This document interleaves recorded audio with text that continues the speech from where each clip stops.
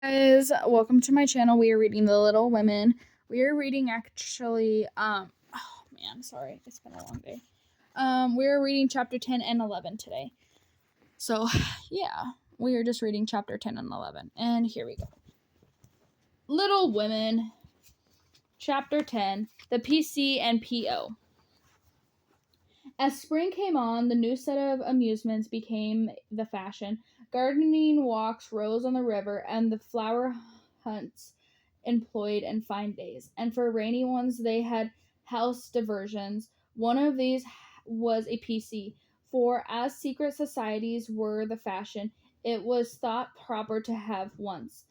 And as all the girls admired Dickens, they called themselves Pickwick Club. They met every Saturday evening in the big garret. 3 chairs were arranged in a row before a table on which was a lamp. Also, 4 white badges.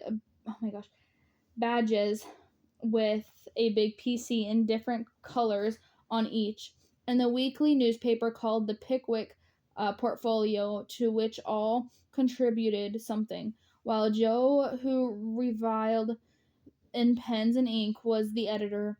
At 7 o'clock, the 4 members ascended to the club room, tied their badges round their heads, and took their seats with great solemnity. Oh my god, solemnity. Meg, as the eldest, was Samuel Pickwick. Joe, being the literary turned Augustus Snodgrass. Beth, because she was round and rosy, Tracy Tubman. And Amy, who was always trying to do what she couldn't, was Nathaniel Wickle. Pickwick, the president, read the paper, which was filled with original tales, poetry, local news, funny advertisements, and hints, in which they good naturedly reminded each other and their faults of shortcomings. As the president finished reading the paper, a round of applause followed, and then Mr. Snodgrass rose to make a proposition. I can't even read today, guys. Proposition. Mr. President, the gentleman, he began, I wish to propose the admission to the new member. I propose Mr. Theodore Lawrence as the honorary member of the PC. We'll put in to vote, said the president. All in favor of this motion, please manifest and say aye. I allow response to Snodgrass followed, and everyone's surprised by the timid one with from Beth. Contrary minded say no. Meg and Amy were contrary minded, and Mr. Winkle rose to say, we don't want any boys. This is a ladies' club. I'm afraid he'll laugh at our paper, make fun of us afterwards, observed Pickwick, pulling the little curl on her forehead. Up bounded Snodgrass. Sir, I give you my word as a gentleman. Laurie won't do anything of sort. We can do so little for him, and he does so much for us.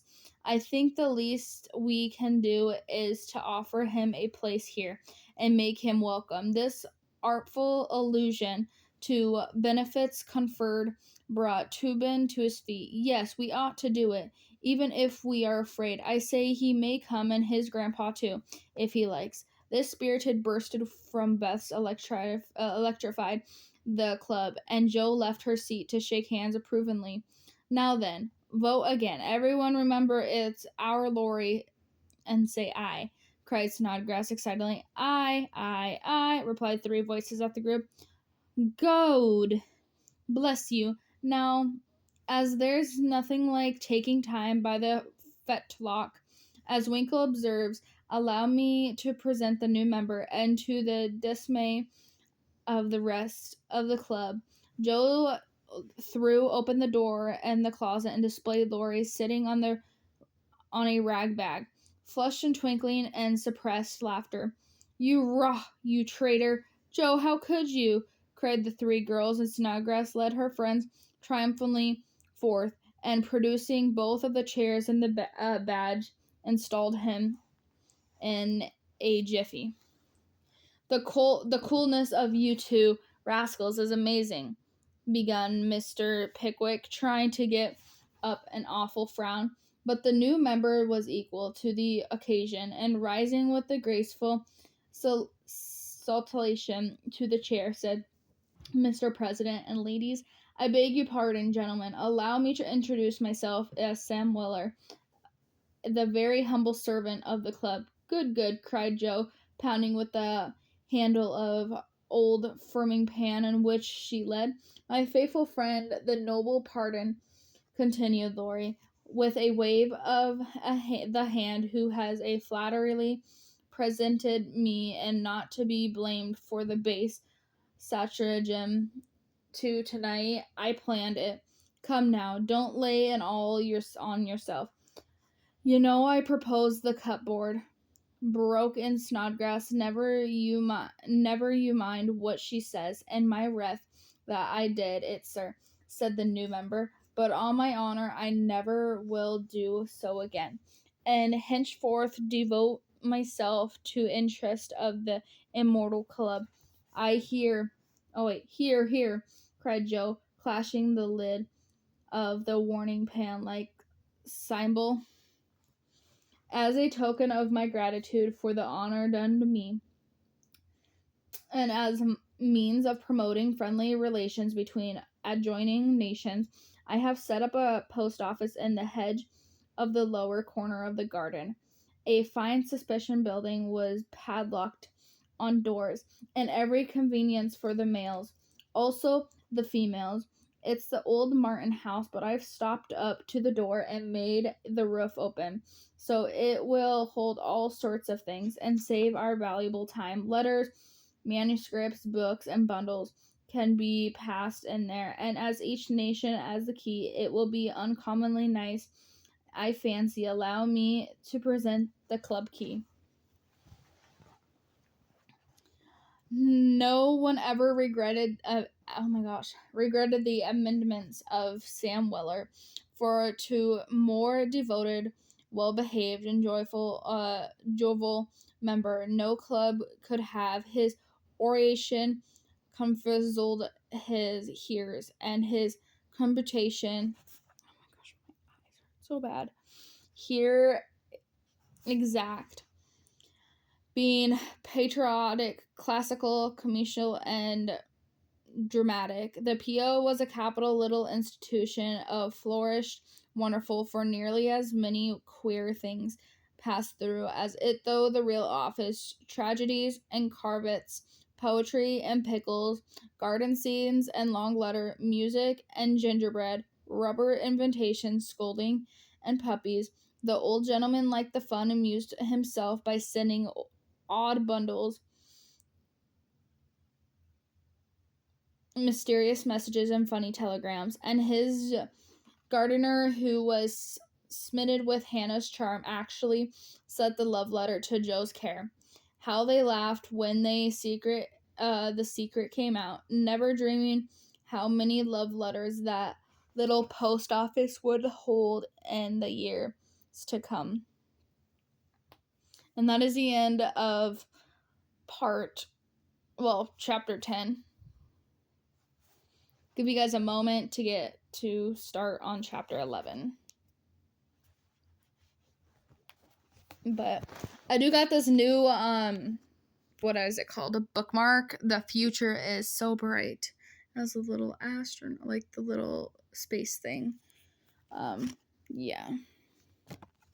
This book, I don't know. This book is kind of good, you know. I never read this book in my entire life, so it is a good book. Some words I don't know how to pronounce, so if you guys can just hang with me, that would be great. Yeah, and I'm just gonna continue chapter 11, guys. Chapter 11, experiments. And this one's gonna be a little bit of a longer chapter than chapter 10 was, so I am just gonna start reading. Chapter 11 Experiments. The 1st of June, the Kings are off to the seashore tomorrow, and I'm free. 3 months vacation. How I shall enjoy it, exclaimed Megan, coming home one warm day to find Joe laid upon the sofa in the unusual state of exhaustion. While Beth took off her dusty boots and Amy made lemonade for the refreshment of the whole party.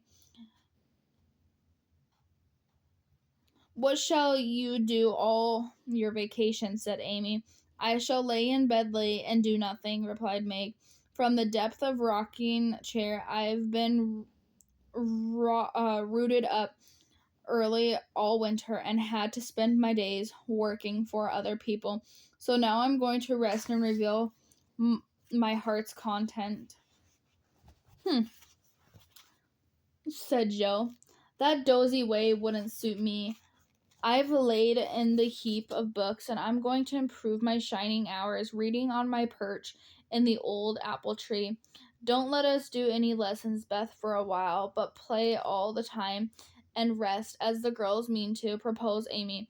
Well, I will. If mother don't mind, I want to learn some new songs, and my children need fixing up for the summer. They are dreadfully out of order and real suffering for the clothes. May we, mother?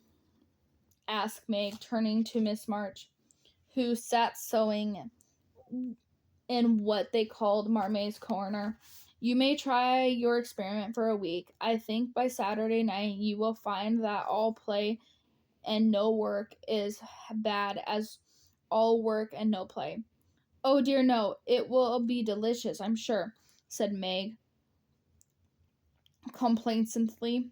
Next morning, Meg did not appear till 10 o'clock. Her solitary breakfast did not taste good, and the room seemed lonely and untidy, for Joe had not filled the vases, Beth had not dusted, and Amy's books lay scattered about. Nothing was neat and pleasant but Marmay's corner, which looked as usual, and there she sat to rest and read, which meant yawn and imagine what pretty summer dresses she could get with her salary. Jill spent the morning on the river with Laurie and the afternoon readings of Crying Out the Wide, Wide World up in the apple tree. Beth began rummaging everything out of the big closet where her family resided, getting tired before half done. She left her establishment topsy-turvy and went to her music, rejoicing, and she had no dishes to wash.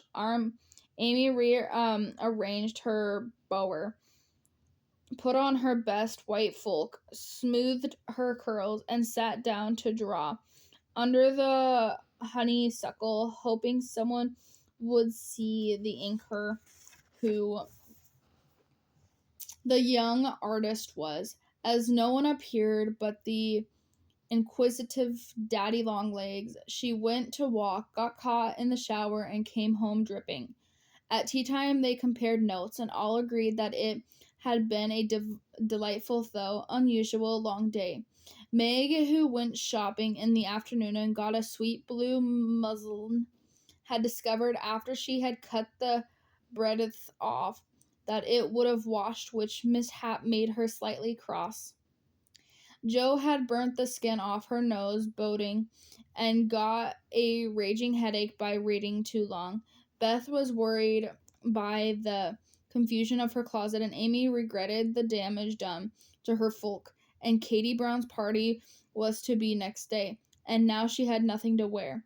But these were mere trifles, and they assured their mother had an experiment was working finely.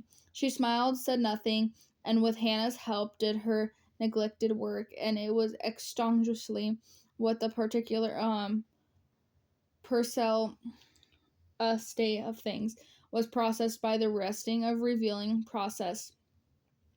The days kept getting longer, the weather was variable, and so were tempers. An unsettled feeling possessed everyone, and Satan found mischief for the ideal hands to do. As the height of luxury, Meg put on some of her sewing, and then found time hanging so heavily that she fell to Snippy and spoiled her clothes, and her attempts to fell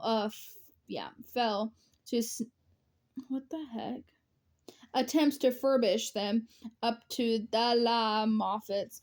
Jo read till her eyes gave out, and she was sick of books and got a fidgety that even Laurie had her quarrel with her.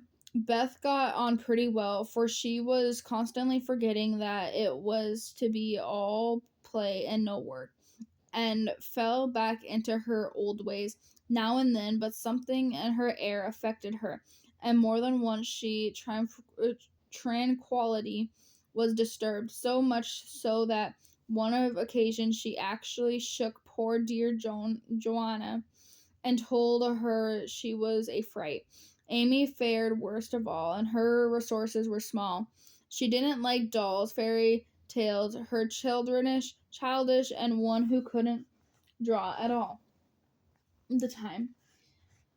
If one could have the fine house full of nice girls and go traveling, the summer would be delightful, but to stay at the house with three selfish sisters and grown-up boy was enough to try to patient the beaux, complained Miss Malaprop after several days devoted to pleasure. Freeting the ennui, and no one would own that they were tired of the experiment. But by Friday night, each acknowledged herself that they were glad the week was nearly done. Hoping to impress the lesson more deeply, Miss March, who had a good deal of humor, resolved to finish off the trial in the appropriate manner, so she gave Hannah a holiday. When they got up on Saturday morning, there was no fire in the kitchen, no breakfast in the dining room, and no mother anywhere to be seen. "Mercy on us, what has happened?" cried Jo. Meg ran upstairs and soon came back again, looking relieved but rather bewildered. "Mother isn't sick, only very tired, and she says she is going to stay quietly in her room all day and let us do the best we can." "That's easy enough. I like the idea. I'm aching for something to do, that is, some new amusement, added Jo quickly. In fact, it was immense relief to them all to have a little work, and they took hold with a will, but soon realized the truth of Hannah's saying, "Housekeeping isn't a joke. There are plenty of food in the larder."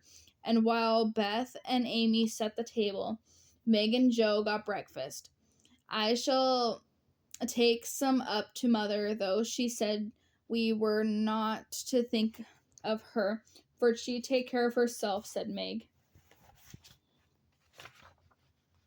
We do got around 5 to 7 more pages, guys. Alrighty. So a tray was fitted out before anyone began to take it up, with the cook's compliments, and boiled tea was very bitter, and oatmeal squirted. But Miss March received her repast with thanks, and laughter heartily over it after Jo was gone. Many were complaint below, and great chagrin of the head cook of her failure. "Never mind, I'll get the dinner to be and be your servant. You be miss us. Keep your hands nice, see company, and give orders," said Jo. "This offer is gladly accepted," says Margaret, retired to the parlor, which she put hastily in order by whisking the little litter under the sofa and shutting the blinds to save the trouble of dusting. Jo, with perfect faith in her own powers and friendly desire to make up to quarrel, but put a note in the office inviting Laurie to dinner. "You'd better see what you have got. before you think of having company," said Meg. "Oh, there's corned beef and plenty of potatoes, and I shall get some asparagus and a lobster for a relish, as Hannah says. We'll have lettuce and make a salad. I'll have black midge and strawberries for dessert, and coffee too.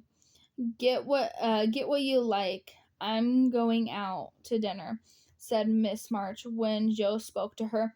The unusual spectacle of her busy mother rocking comfortably and reading early in the morning made Joe feel as if some nature phenomenon had occurred, for an eclipse or a volcanic eruption would hardly have seemed stranger.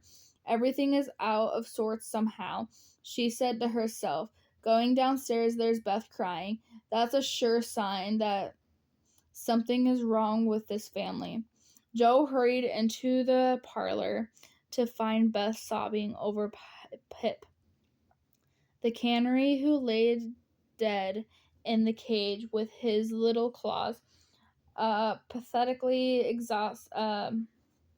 extended as if imparting the food for want of which he had died. "It's all my fault. I forgot him. There isn't a seed or a drop left. Oh, Pip, how could I be so cruel? To you," cried Beth, taking the poor thing in her hands and trying to restore him. Joe peeped into his half-open eye, felt his little heart, and finding him stiff and cold, shook her head and offered her a domino box for a coffin. "The funeral shall be this afternoon, and we will all go. Now, don't cry, Bethy. It's a pity, but nothing goes right this week, and Pip has had the worst of the experiment. Make the short and lay him in my box, and after dinner party we will have a nice little funeral," said Joe, leaving the others to console Beth. She departed to the kitchen, which was in the most discouraging state of confusion. Putting on a big apron, she fell to work, got the dishes piled up ready for washing, when she discovered that the fire was out. "Here's a sweet prospect," muttered Joe, slamming the stove door open and poking among the cinders. Having rekindled it, she thought she would go to the market.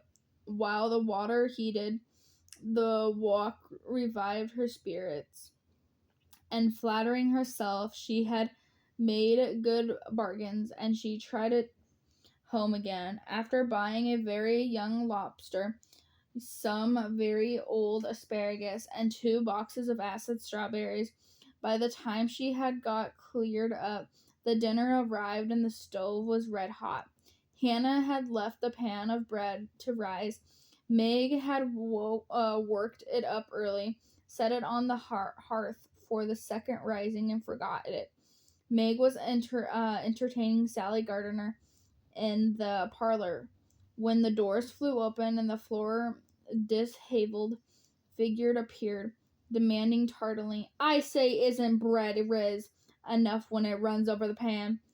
Sally began to laugh, but Meg nodded and lifted her eyebrows as high as they could go, which caused oh my gosh, apparition to vanish and put the sour bed into the oven without further delay.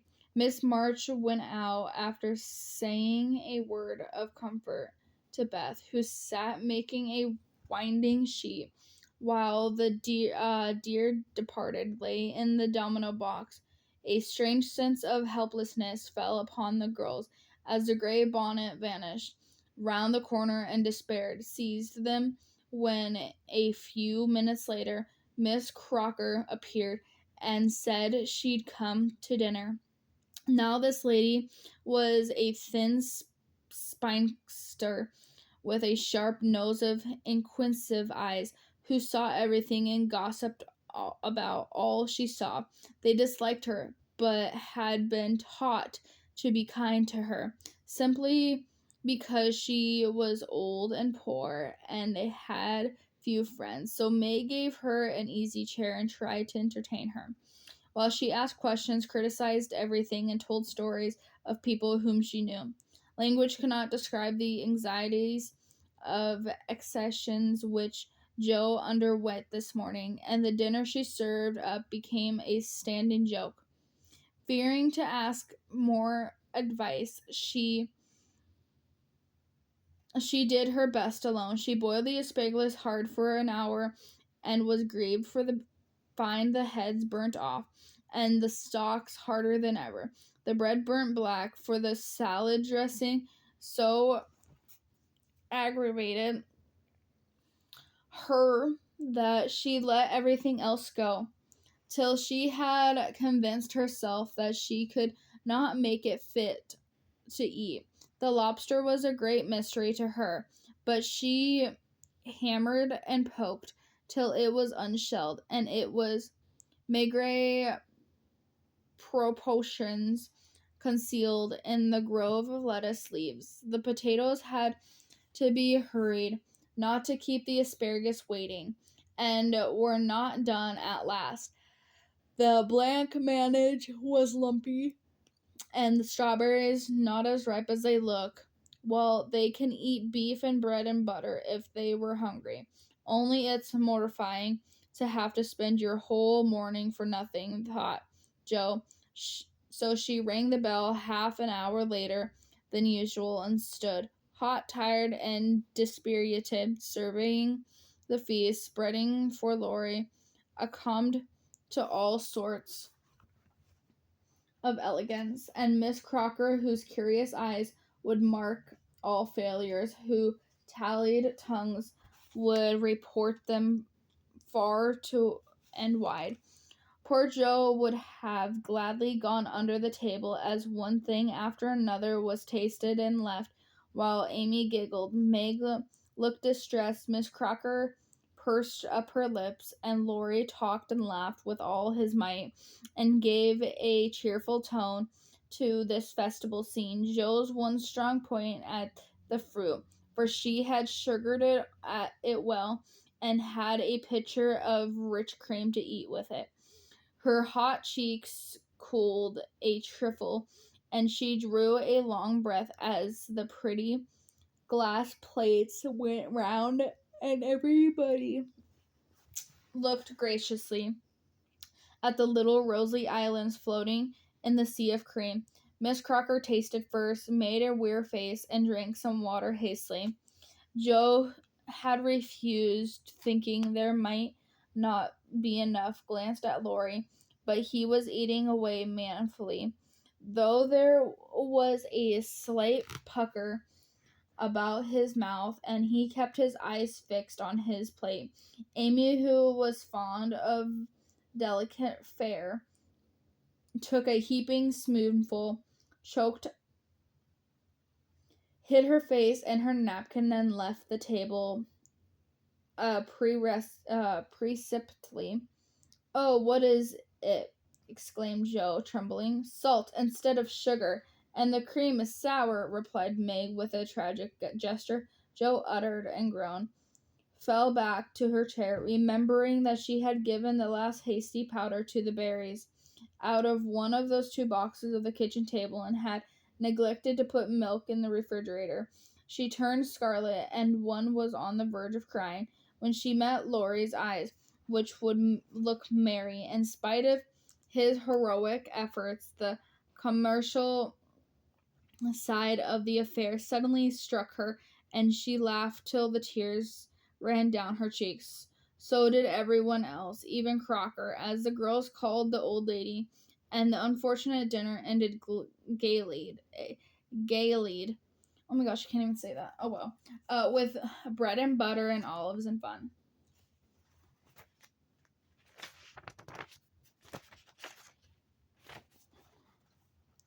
I haven't strength of mind enough to clear up now, so we will sober ourselves with the funeral," said Joe, as they rose, and Miss Crocker made ready to go, being eager to tell the news story of another friend's dinner table. They did sober themselves for Beth's sake. Laurie dug a grave under the ferns in the grove. Little Pipe was laid in with many tears by his tender-hearted mistress and covered with moss, while the wreath of violets, chickweed, as hung on the stone which bore his infant, exposed by Joe, while she struggled with the dinner. Here lies Pipe March, who died on the 7th of June, loved in length sore, and not forgotten soon. As the conclusion of the ceremonies, Beth retired to her room, overcome with emotion and laughter.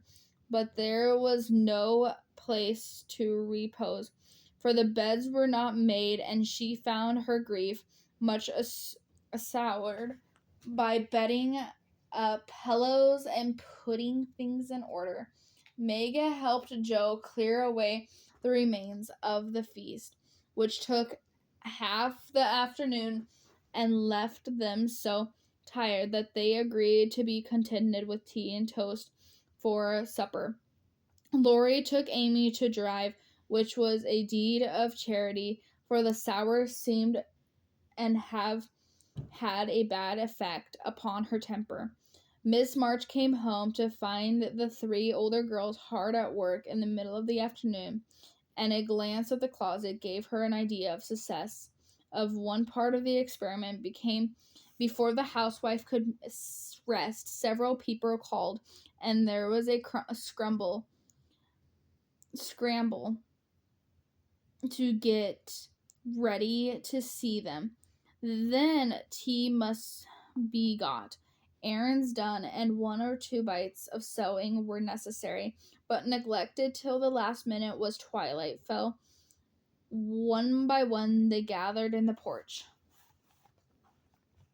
"What a dreadful day this has been," began Joe. "It has been seemed shorter than usual, but so unfortunate," said Meg.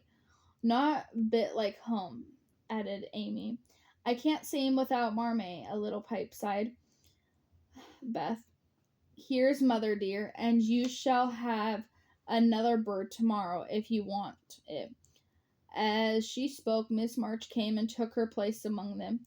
"Are you satisfied with your experiment, girls, or do you want another week of it?" she asked. "I don't," cried Joe decidedly. "Nor I," echoed the others. "Lounging and larking don't pay," observing Joe, shaking her head. "I'm tired of it. I mean go to work and something right off. Suppose you learn plain cooking.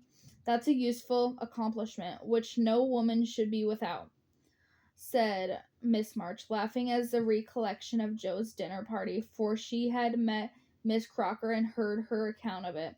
"Mother, did you go away to let everything be, just to see how we'd get on?" cried Meg. "Yes, I wanted to see how the comfort of all depended on each doing her share faithfully. Well, Hannah and I did. Your work you got pretty well, though. I don't think you are very happy to Emily, so I thought as a little lesson I would show you what happens when everyone thinks only of herself.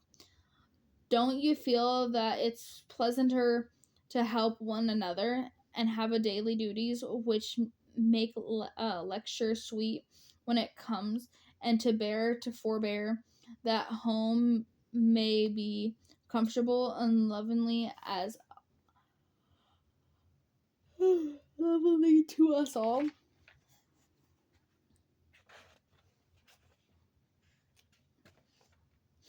"We do, mother, we do," cried girls.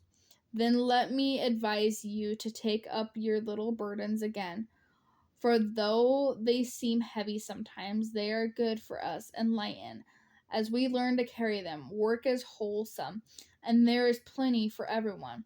We'll work like bees and love it too." "See if we don't," said Joe.